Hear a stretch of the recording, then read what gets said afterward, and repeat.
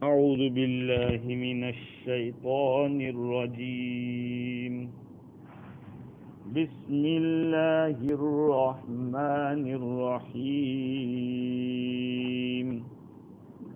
وقضى ربك ألا تعبدوا إلا إياه وبالوالدين إحسانا إما يبلغن عندك الكبر أحدهما أو كلاهما فلا تقل لهما أف ولا تنهرهما وقل لهما قولا كريما واخفض لهما جناح الذل من الرحمة وقل رب ارحمهما كما ربياني صغيرا.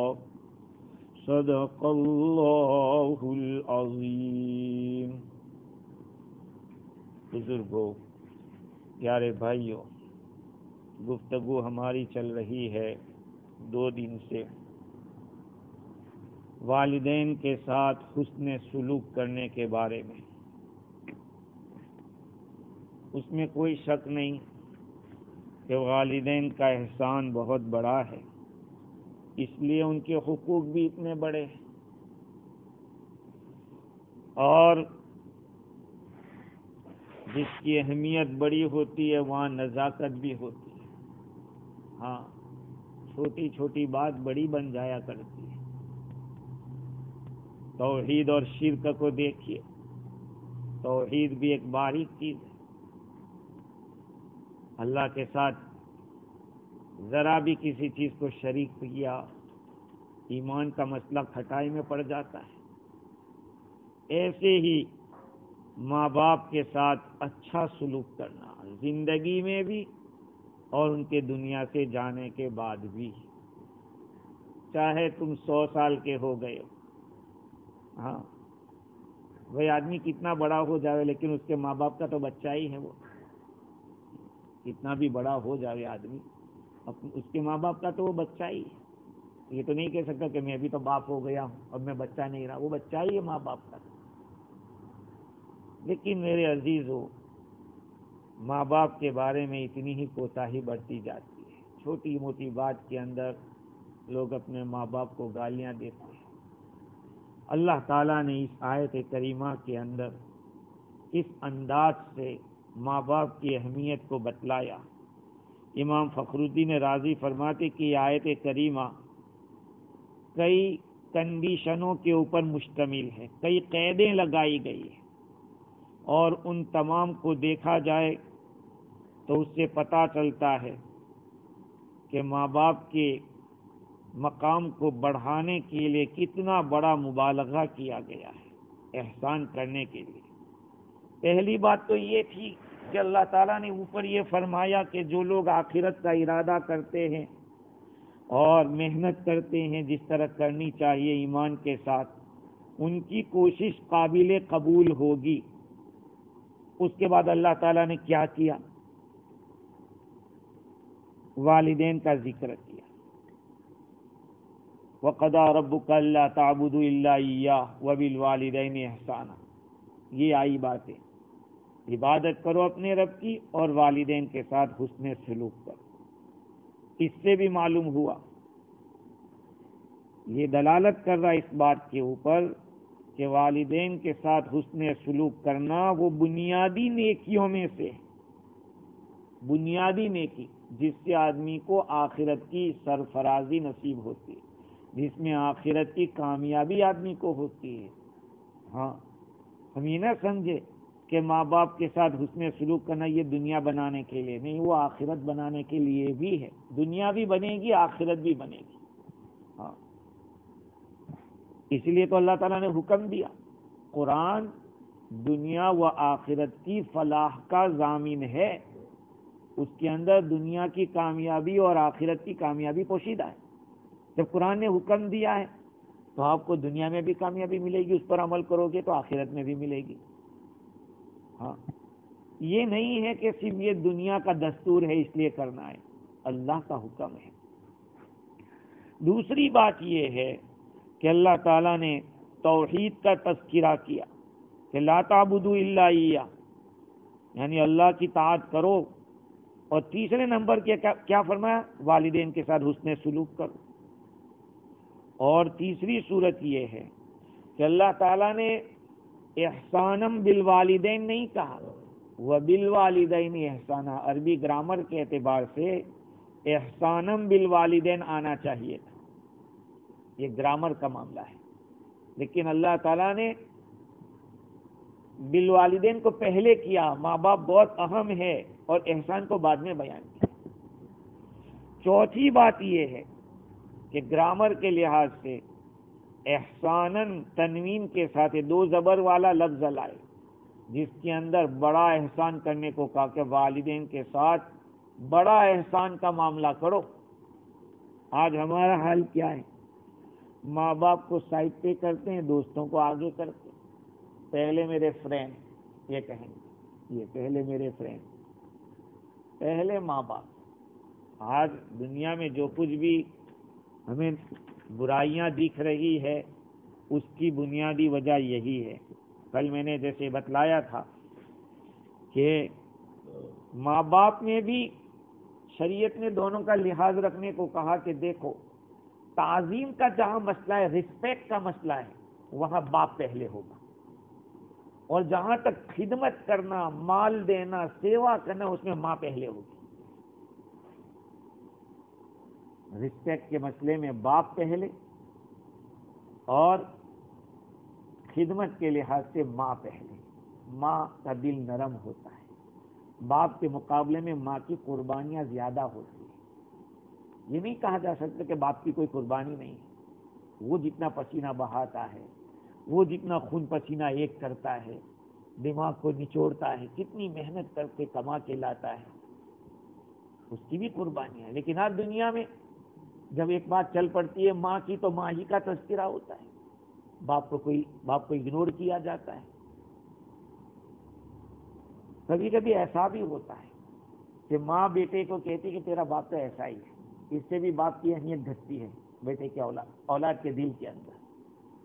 عام متن گھروں میں باپ کا ڈر لگتا ہے، ماں کا ڈر نہیں لگتا۔ ہاں خیر، تو میں یہ عرض کر رہا تھا کہ یہ بہت ہی اہم مسائل ہے جس کی طرف دھیان دینے کی ضرورت ہے۔ والدین سے پہلے آدمی کو کھانا بھی شروع نہیں کرنا چاہیے، والدین سے پہلے بیٹھنا بھی نہیں چاہیے مجلس کے اوپر، مجلس میں یا کسی اونچی جگہ کے اوپر۔ ہاں، دوسری بات یہ ہے کہ ماں باپ کے ساتھ حسن سلوک کرنے کے لیے ان کا مسلمان ہونا ضروری نہیں ہے۔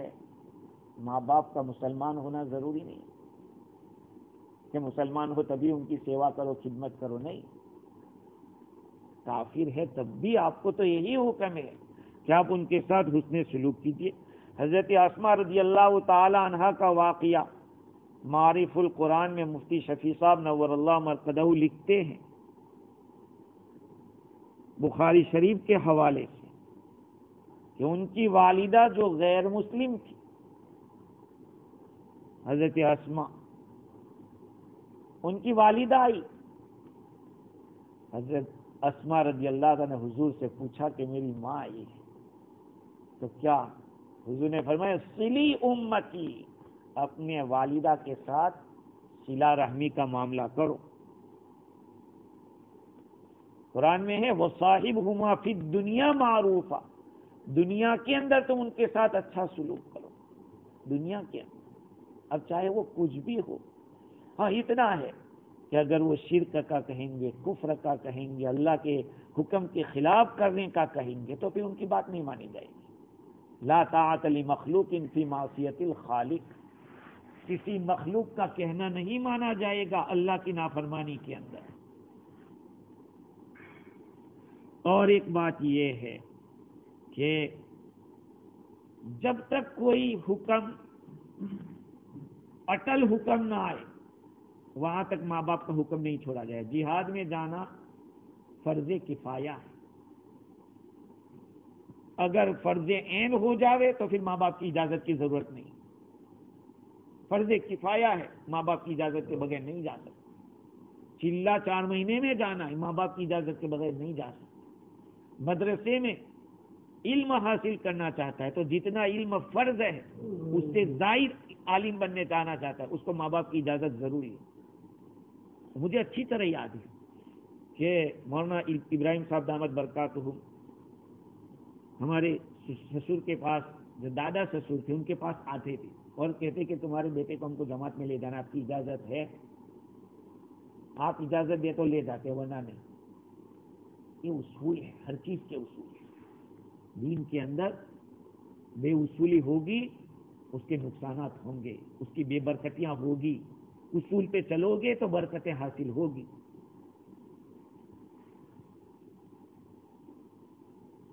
ایک روایت میں ہے، ایک صحابی حضور اکرم صلی اللہ علیہ وسلم کے پاس اللہ کے راستے میں جانے کی اجازت لینے کے لیے آئے. حضور نے فرمایا کہ ماں کا میں ان کو روتی چھوڑ کر آئی ہوں، رو رہی تھی میں جب آ رہا تو کہا جاؤ ان کو ہنساؤ، جا کے تم نے ان کو رلایا ہے تو اب جا کے ان کو ہنساؤ. تو میں نے یہ کہا تھا کہ علم جو ضرورت سے زیادہ ہے، جس کو فرض عین آپ کی نماز صحیح ہو، روزہ صحیح ہو، وہ تو فرض عین ہے، اس کو تو آپ کو کسی بھی طرح حاصل کرنا ہے. لیکن حافظ قرآن بننا، عالم بننا، مفتی بننا، یہ تو فرض کفایہ ہے، فرض عین نہیں ہے. اگر یہ کرنا ہے تو ماں باپ کی اجازت لینی پڑے گی، بغیر اجازت کے. تو اللہ تعالیٰ فرماتے ہیں کہ وَبِالْوَالِدَيْنِ إِحْسَانًا، اور والدین کے ساتھ حسن سلوک کرو. دیکھو اتنا لفظ کہا، لیکن اس کے بعد اللہ تعالیٰ نے 5 آرڈر دے دیے. إِمَّا يَبْلُغَنَّ عِنْدَكَ الْكِبَرَ أَحَدُهُمَا أَوْ كِلَاهُمَا فَلَا تَقُل لَّهُمَا أُفٍّ وَلَا تَنْهَرْهُمَا وَقُل لَّهُمَا قَوْلًا كَرِيمًا. یہ 3 ہو گئے. وَاخْفِضْ لَهُمَا جَنَاحَ الذُّلِّ مِنَ الرَّحْمَةِ، یہ 4. وَقُلْ رَبِّ ارْحَمْهُمَا كَمَا رَبَّيَانِي صَغِيرًا. یہ 5 احکام اللہ تعالیٰ نے بتائے. 5 ٹائم کی نماز فرض ہے، اللہ تعالیٰ نے یہاں 5 حکم دیے والدین کے لیے. پہلے تو یہ فرمایا کہ اگر ان دونوں میں سے ایک یا دونوں کے دونوں تیرے پاس بڑھاپے کو پہنچ جاوے تو تو انہیں اف مت کر، ان کو اف مت کہہ. سوال یہ کہ کیا بڑھاپے کو نہیں پہنچے، جوانی میں تو ان کو اف کر سکتے؟ یہ سوال، کیونکہ یہ کنڈیشن لگائی کہ اگر وہ بڑھاپے کو پہنچ جائے، دونوں پہنچ جائے یا ایک پہنچ جائے تو تم انہیں اف مت کہو. اس کا جواب یہ ہے کہ چاہے جوانی ہو چاہے بڑھاپا، بہرحال والدین کو اف تک کہنے کی اجازت نہیں ہے. تو اب سوال یہ ہے کہ پھر یہ قید لگائی کیوں کہ بڑھاپے کو پہنچ جاوے تو؟ اس کا جواب یہ ہے کہ جب بڑھاپے میں پہنچ جاتے ہیں تو اکثر ان کو ضرورت پڑتی ہے، وہ محتاج ہو جاتے ہیں، اور ایسے موقع پہ آدمی کچھ نہ کچھ بول دیتا ہے. تو اللہ تعالیٰ نے ایسے موقع کے اوپر خاص طور پر اف نہ کرنے کا حکم دیا. دیکھو ماں باپ کو ضرورت نہیں ہے تب بھی ان کی خدمت کرنا مستحب ہے، ماں باپ کی خدمت کرنا مستحب ہے، اور اگر ان کو ضرورت ہے تب تو فرض ہے، تب تو ان کو خدمت کرنا فرض ہے. آج ہوتا یہ ہے کہ جب باپ اپنے بیٹوں کو الگ کر دیتا ہے اور چھوٹے بیٹے کے ساتھ، انڈیا میں بھی یہ رواج ہے، چھوٹے بیٹے کے ساتھ رہتے ہیں، تو اب بڑا بیٹا کہتا ہے کہ اب وہ جانے، ان کا کام جانے، وہ اس کے ساتھ رہتے ہیں. ایسا ہوتا ہے. اب یا تو کبھی بیوی کی بات سن کر یا کبھی کچھ ایسے حالات دیکھ کر. شریعت نے دونوں کو کہا ہے، ماں باپ کو بھی کہا ہے کہ تم جو یہ چاہتے ہو کہ تمہاری ساری اولاد تمہاری خدمت کرے تو تمہیں بھی یہی کرنا پڑے گا کہ سب بچوں کے ساتھ ایکوالٹی کے ساتھ پیش آؤ. ایکوالٹی.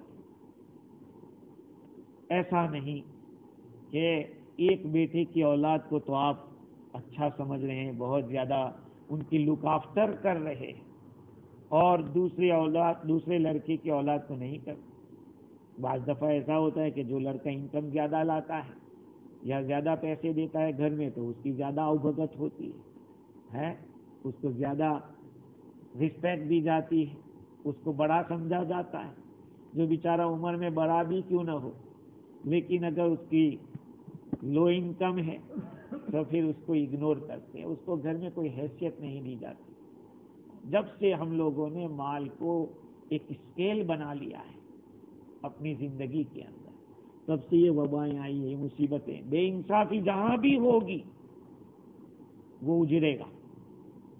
اگر کسی گورنمنٹ میں بے انصافی ہے وہ گورنمنٹ اجڑے گا، کسی خاندان میں بے انصافی ہے تو وہ اجڑے گا.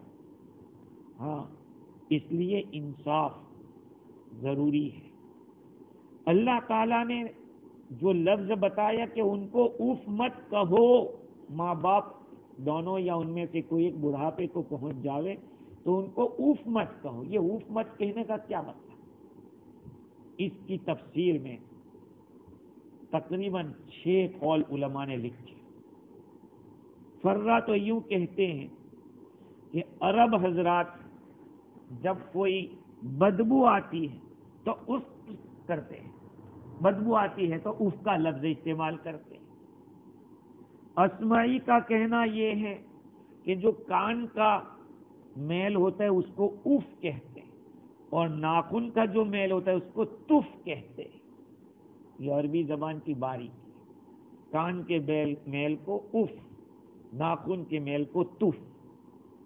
پھر انہوں نے اس لفظ کے معنی کو اور وائڈ کر کے، کشادہ کر کے، جہاں کہیں کوئی ناپسندیدہ چیز پیش آتی ہو اس وقت ہر گندی چیز کے لیے اف کا لفظ استعمال کرنے لگے. بعض حضرات نے کہا کہ اف کا معنی تھوڑا، ہاں تھوڑا، یعنی تھوڑا بھی مت کرو. حضرت علی رضی اللہ تعالیٰ عنہ کی ایک روایت مفتی شفیع صاحب نور اللہ مرقدہ نے نقل کی کہ اگر لفظ اف سے بھی کوئی چھوٹی چیز ہوتی تکلیف پہنچانے کی ماں باپ کے لیے، اللہ اس کا حکم دیتا کہ یہ بھی مت کرو. یہ نہیں کہ لفظ اف اور کچھ گالی بول لو چلے گا، نہیں. لفظ اف تو بالکل کم درجے کی چیز کا، وہ بھی نہیں، وہ بھی آپ کو اجازت نہیں ہے. اب آپ سوچئے کہ شریعت اس کو بھی برداشت نہیں کر رہی تو جو اولاد اپنے ماں باپ کو لمبی چوڑی گالیاں دیتے ہیں، ہاتھا پائی کرتے ہیں، ان کا کیا حال ہوگا؟ وہ شریعت کی نظر میں کتنی گھناؤنی حرکت ہے. بعض علماء نے کہا کہ لفظ اف پریشان کرنے کے معنی میں ہے اور زجر، اور بعضوں نے کہا کہ یہ کلمہ اصل میں کسی کے اوپر مٹی لگ جاتی ہے یا دھول لگ جاتی ہے تو اس وقت اس کو پھونکے مارتا ہے، اس طرح کرتا ہے، اس وقت جو آواز نکلتی ہے اس کو اف کہتے ہیں.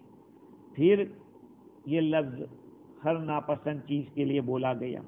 اور زجاج کا کہنا یہ ہے کہ اف کے معنی ہے گندگی، اور یہی قول مجاہد کا ہے. لا تقل لہما، اف کا معنی یہ ہے کہ تو ان کی کسی چیز کو گندی مت سمجھ، جیسے انہوں نے تیری کسی چیز کو گندا نہیں سمجھا تھا. جب تو کیا بتائیں آپ کو، بیچاری ماں کے اوپر بچے بچپن میں پیشاب بھی کر دیتے ہیں، ہو جاتا ہے. کبھی پاخانہ بچوں نے کر دیا. ارے اللہ کے نبی کے صلی اللہ علیہ وسلم کے گود میں کچھ بچوں نے پیشاب کیا، ان کا بھی تذکرہ آیا ہے حدیث میں، کتابوں میں، ان کا کہ بھائی کتنے بچے تھے، کس نے پیشاب کیا. ماں بچے کا نہ پاخانہ کو گندا سمجھتی ہے، بچہ وامٹ کرتا ہے تو اپنے ہاتھ میں لے لیتی ہے ایسے. کتنی قربانی ہے ماں کی. تو قرآن نے کہا کہ ان کو آپ اوف تک مت کو، یعنی ان کی بات کو کسی کو گندا مت سمجھو. جیسے کہ انہوں نے تمہاری کسی چیز کو گندا نہیں سمجھا تھا جبکہ تم چھوٹے تھے. اور مجاہد کا ایک قول یہ بھی ہے کہ اگر ماں باپ سے کوئی ایسی بدبو آپ کو محسوس ہو جو تکلیف پہنچاتی ہو تو اس وقت اف اف مت کرو.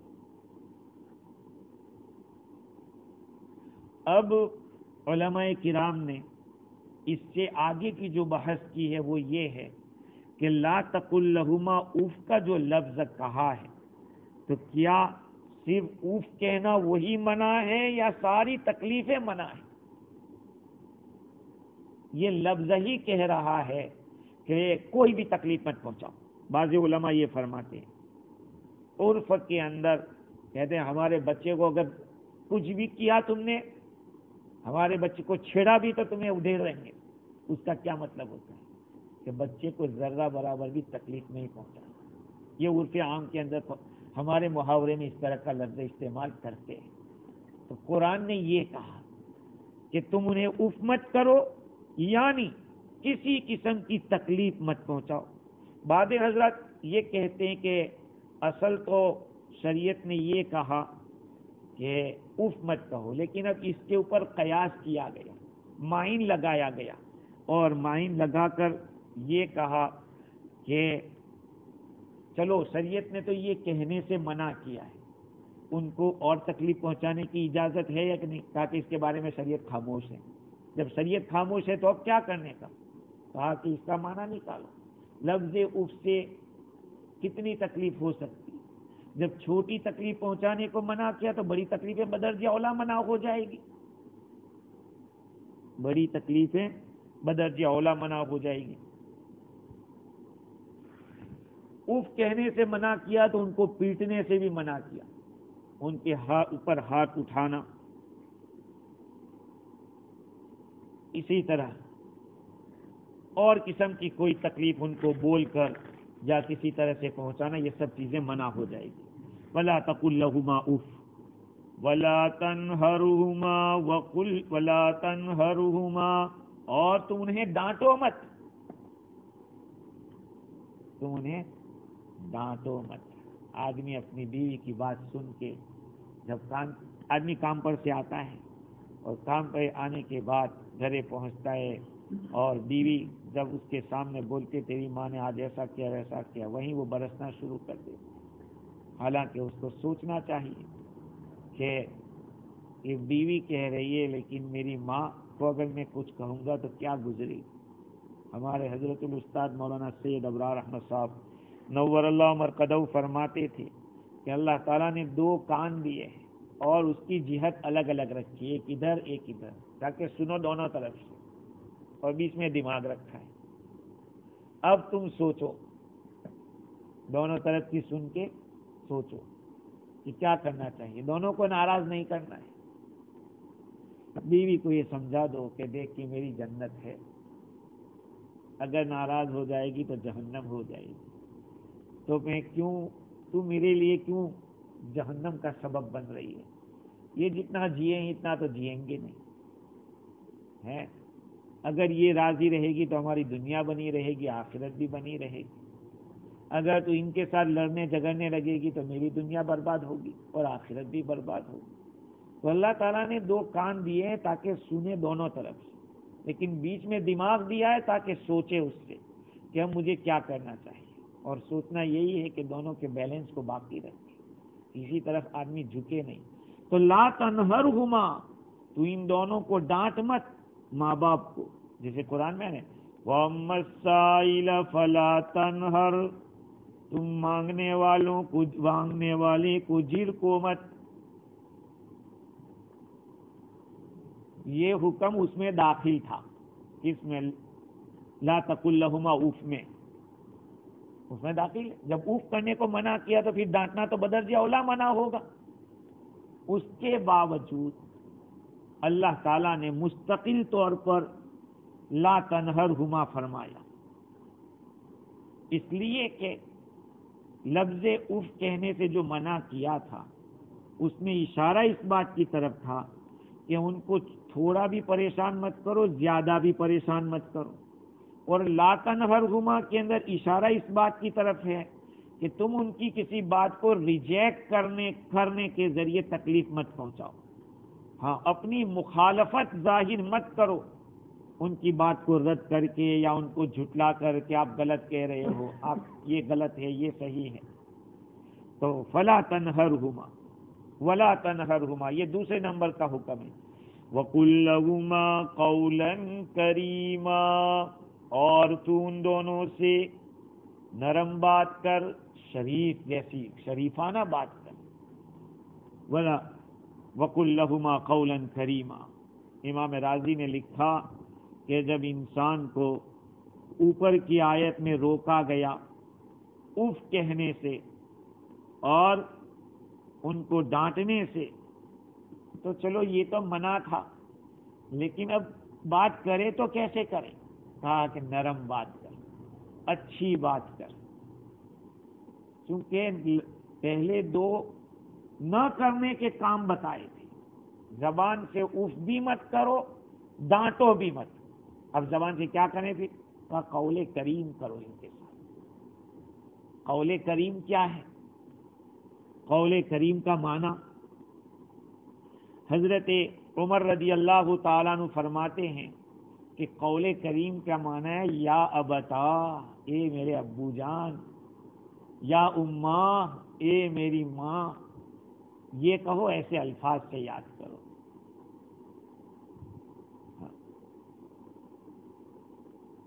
ایسے الفاظ جس سے اس کا چھوٹا ہونا پتہ چلتا ہوئے لفظ مت استعمال۔ حضرت سعید ابن مسیب رحمۃ اللہ علیہ سے پوچھا گیا کہ قول کریم کیا ہے؟ تو کہا کہ گنہگار بندہ کسی کا غلام ہو اور وہ کوئی جرم میں پکڑا گیا ہو اور اس کا آقا بہت زیادہ سخت ہو، کہا سخت مزاج کے آقا کے سامنے ایک گنہگار مجرم غلام کس طرح سے پیش آتا ہے تم بھی اسی طرح سے پیش آؤ۔ حضرت عطا فرماتے ہیں کہ قول کریم یہ ہے کہ آپ ان کے ساتھ بات کرو تو آواز کو بلند مت کرو، اور اپنی نظر کو ان کی طرف کڑی مت کرو، ایسے آنکھیں مت نکالو ان کی طرف، نہ زبان سے کوئی بات ایسی کرو، اپنی آواز ان کی آواز سے بلند مت کرو، اور نظر سے بھی کڑی نظر سے مت دیکھو، اس لیے کہ یہ دونوں کام ایسے ہیں جو نرمی کے خلاف ہے۔ کسی کی طرف آنکھیں نکالنا اور ایک آج تو بچہ بھی ڈر جاتا ہے آنکھیں نکالے، میرے صاحب آنکھیں نکال رہا ہے، تو پھر ماں باپ کی طرف کیسے آنکھ نکال سکتے ہیں؟ اور زبان سے بھی کہا کہ قول کریم، ہاں ان کو آواز بلند مت کرو، ان کی آواز سے اپنی آواز اونچی نہیں ہونی چاہیے، اس لیے کہ اونچی آواز تو کس کی ہوتی ہے؟ جو بڑا ہوتا ہے اس کی آواز بلند ہوتی ہے، ہم تو چھوٹے ہیں، ماں باپ سے تو بچہ چھوٹا ہی رہے گا۔ میں نے جلسے میں کہا تھا کہ تم 3 سے بڑے نہیں ہو سکتے، اپنے ماں باپ سے بڑے نہیں ہو سکتے، اپنے استاد سے بڑے نہیں ہو سکتے، اور گورنر سے بڑے نہیں ہو سکتے، اور اگر بڑے بننے گئے تو پھینک دیے جاؤ گے۔ ہاں اللہ تعالیٰ چلنے نہیں دیتا۔ تو قول کریم کا حکم دیا، وَقُلْ لَهُمَا قَوْلًا كَرِيمًا، لیکن یہاں پر ایک سوال ہوتا ہے۔ سوال کیا ہے؟ کہ سیدنا ابراہیم علیہ السلام اتنے جلیل القدر نبی ہیں ابراہیم علیہ السلام، اور اپنے والد سے خطاب کر رہے ہیں، خطاب میں کیا کہہ رہے ہیں؟ انی اراک وقومک فی ضلال مبین، میں آپ کو اور آپ کی قوم کو کھلی ہوئی گمراہی میں دیکھ رہا ہوں۔ بیٹا کہہ رہا ہے کس کو؟ اپنے باپ کو۔ حضرت ابراہیم علیہ السلام جلیل القدر نبی ہیں، اور یہ نبی اپنے والد کو کہہ رہے ہیں کہ میں تمہیں کھلی گمراہی میں دیکھ رہا ہوں. تو یہ کیسا قول کریم ہے؟ قرآن تو کہتا ہے قول کریم سے بات کرو. اس کا جواب یہ ہے کہ یہاں پہ ٹکراؤ ماں باپ کا کس کے ساتھ ہو رہا ہے؟ اللہ کے ساتھ. کیونکہ وہ والد شرک میں مبتلا، کفر میں مبتلا تھے، بت بیچتے تھے. اسی آیت کریمہ میں اللہ تعالیٰ نے پہلے اپنا حکم دیا ہے، بعد میں ماں باپ کا حکم دیا. وَقَضَىٰ رَبُّكَ أَلَّا تَعْبُدُوا إِلَّا إِيَّاهُ وَبِالْوَالِدَيْنِ إِحْسَانًا. تیرے رب کا یہ فیصلہ ہے کہ تم عبادت مت کرو مگر اللہ کی. تو پہلے اللہ تعالیٰ کے ساتھ شرک نہ کرنا، کفر نہ کرنا، اللہ کے حکم کے خلاف نہ کرنا، یہ پہلے ہے، اور والدین کے ساتھ حسن سلوک بعد میں ہے. تو یہاں والدین کو جو کہا کہ میں تمہیں کھلی گمراہی میں دیکھ رہا ہوں، اس کا یہ مطلب ہے کہ آپ کفر و شرک میں ہے، وہ کھلی گمراہی ہے. تو یہاں اللہ کے حق کو پہلے ادا کرنا ہے، بعد میں ماں باپ کے حق کو. میں نے کہا تھا قرآن میں ہے کہ فَإِن جَاهَدَاكَ عَلَىٰ أَن تُشْرِكَ بِي مَا لَيْسَ لَكَ بِهِ عِلْمٌ فَلَا تُطِعْهُمَا. اگر یہ ماں باپ تجھے مجبور کریں کہ میرے ساتھ شرک کر تو تو ان کا کہنا مت ماننا. ماں باپ کے پہلے اللہ کا حق ہے. تو وَقُلْ رَبِّ ارْحَمْهُمَا كَمَا رَبَّيَانِي وَاخْفِضْ لَهُمَا جَنَاحَ الذُّلِّ مِنَ الرَّحْمَةِ وَقُلْ رَبِّ ارْحَمْهُمَا كَمَا رَبَّيَانِي صَغِيرًا. اور تو ان کے لیے تواضع کے بازو کو جھکا دے شفقت سے، اور یہ کہہ کہ میرے رب تو میرے ماں باپ پر رحم کر، جیسے انہوں نے مجھے بچپن میں پالا تھا، میری پرورش کی تھی. اس کے اندر دو باتیں آئی ہیں. ایک، ان دونوں کے لیے شفقت کی وجہ سے عاجزی کے، ذلت کے، رسوائی کے بازو کو جھکا دے، یعنی اپنے والدین کے ساتھ انتہائی درجے کی تواضع کر، انتہائی درجے کی تواضع کر. ماں باپ کے ساتھ تواضع سے پیش آؤ، اپنے کو بڑا مت سمجھو. اور امام قفال رحمت اللہ علیہ نے اپنی اس کی تقریر میں، اس تواضع کی تقریر میں دو باتیں لکھی ہیں. ایک بات تو یہ لکھی کہ پرندہ جب اپنے بازو کو، اپنی پانکھوں کو ملاتا ہے، آپ نے دیکھا ہوگا مرغی کو اس کے چوزوں کے ساتھ کیا کرتی ہے، اسے پھیلا دیتی ہے. ہاں، تو اس سے ارادہ، اشارہ اس بات کی طرف ہے کہ اپنے بازو کو ان کی طرف تربیت کے لیے جھکا دے. گویا کہ بچے سے یوں کہا کہ اپنے والدین کو اپنے ساتھ ملا دے، ان کی کفالت کر. جیسے تو چھوٹا تھا اور تجھے انہوں نے پالا پوسا، یہ سب کچھ کیا، بس تجھے بھی اب یہی کرنا چاہیے. اور دوسرا ایک قول تفسیر میں یہ لکھا کہ پرندہ جب اڑنے کا ارادہ کرتا ہے اور بلند ہونے کا ارادہ کرتا ہے پرندہ، تو کیا کرتا ہے؟ اپنے پانکھوں کو پھیلا دیتا ہے، اور جب اڑنے کو بند کرنے کا ارادہ کرتا ہے، اترنے کا ارادہ کرتا ہے، تو وہ اپنے بازو کو جھکا دیتا ہے. تو گویا کہ یہاں اب بازو کو جھکانے کا حکم دیا، اس میں تواضع کی طرف اشارہ ہے کہ تواضع کی جائے، اپنے آپ کو چھوٹا سمجھا جائے. آج علم کیوں نہیں آتا؟ آج ہر ایک اپنے آپ کو بڑا سمجھ رہا ہے. عالم کے سامنے بیٹھنے سے شرماتے ہیں کیونکہ علم آ جائے گا. میں دیکھ رہا ہوں علم کا شوق کتنا ہے آپ لوگوں کو. کبھی کبھی بڑا افسوس ہوتا ہے دیکھ کر آپ لوگوں کے حال کو کہ قرآن کی تفسیر ہو رہی ہے اور شوق نہیں ذرا بھی۔ علم آئے گا تواضع سے، جب تک تواضع دل میں نہیں آئے گی، اپنے آپ کو چھوٹا نہیں سمجھیں گے، وہاں تک کچھ نہیں آئے گا۔ ہاں، میں نے اپنے حضرت الاستاذ رحمۃ اللہ علیہ سے پوچھا ایک مرتبہ بخاری شریف کے درس کے بعد کہ میں گھر پہ روم پر کتاب دیکھتا ہوں، وہی بات آپ کے سامنے بیٹھتا ہوں تو کچھ عجیب سمجھ میں آتا ہے۔ فرمایا کہ یہ تواضع سے آتا ہے، کتابیں پڑھ لینے سے علم نہیں آتا۔ ہم لوگ سوچتے ہیں کہ ہمیں بہت آتا ہے، اسی لیے لوگ نہ پوچھنے آتے ہیں نہ سیکھنے آتے ہیں، کیونکہ اپنے آپ کو بھرا ہوا سمجھتے ہیں۔ جب بھرا ہوا آدمی سمجھے گا تو پھر علم کہاں آئے گا؟ جب آدمی خالی سمجھے گا اپنے آپ کو تو علم آئے گا۔ آج بڑے افسوس کی بات ہے کہ تفسیر کتنے سالوں سے میں یہاں کر رہا ہوں، لیکن شوق بہت کم ہے، بہت افسوس کی بات ہے۔ ہاں، یہ محرومی کی بات ہے، میں سمجھتا ہوں محرومی کی بات ہے۔ علم کا شوق ایسا ہونا چاہیے کہ جہاں ملے آدمی پہنچے، لیکن ہوتا ہی ہے کہ یہاں پہ گھر پہ گنگا بہہ رہی ہے اور ہم اپنے کاموں میں مست ہیں۔ اللہ تعالیٰ ہی ہدایت دے، اللہ تعالیٰ قرآن کی صحیح سمجھ عطا فرماوے۔ وآخر دعوانا الحمدللہ۔